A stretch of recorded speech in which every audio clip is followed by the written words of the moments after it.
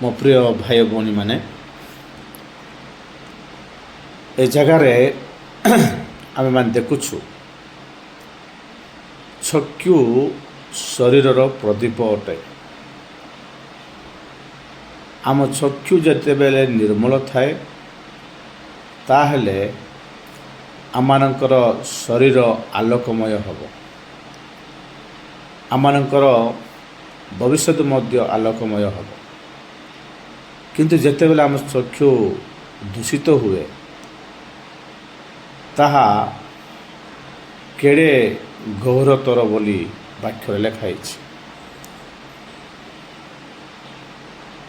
ଆମମାନେ ଯଦି ଆମମାନଙ୍କର ଆମମାନଙ୍କର ଦେଖିଲା ପରେ ଶାରୀରିକ ଅଭିଳାଷ, ଚକ୍ଷୁର ଅଭିଳାଷ ପୂରଣ କରିବାକୁ ହୁଏ। ଚକ୍ଷୁ ଦ୍ୱାରା ଭଲ ବିଷୟ ଦେଖିହେବ, ମନ୍ଦ ବିଷୟ ଦେଖିହେବ। କିନ୍ତୁ ଆମମାନଙ୍କର ଚକ୍ଷୁ କ'ଣ ଦେଖୁଅଛି, ସେ ବିଷୟରେ ଯଦି ଆମେମାନେ ସାବଧାନ ହେବା, ତାହେଲେ ଆମମାନଙ୍କ ଜୀବନରେ ସମସ୍ତ ଆଲୋକମୟ ହେବ।